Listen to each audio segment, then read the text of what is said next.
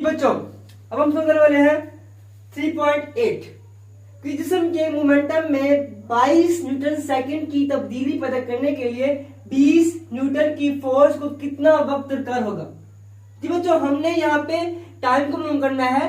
हमारे पास मोमेंटम है 22 न्यूटन और फोर्स कितनी है 20 न्यूटन। तो डाटा है आपके पास momentum P is equal to 22 newton second, force 20, find T हमने टाइम T को मालूम करना है। फॉर्मूलाज में बच्चों यहाँ पे F is equal to delta P over T। जी बच्चों F is equal to delta P momentum change in momentum over time.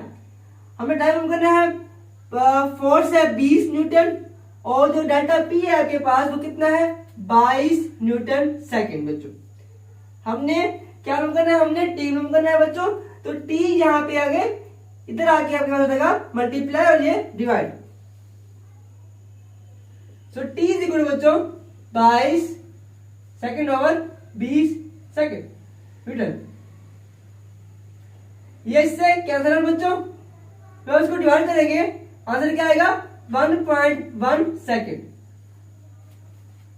जब आप इसको डिवाइड करेंगे 22 को 20 के ऊपर तो आंसर आएगा 1.1 और ये सेकंड। टाइम किस में होता है बच्चों, ये होता है सेकंड के अंदर।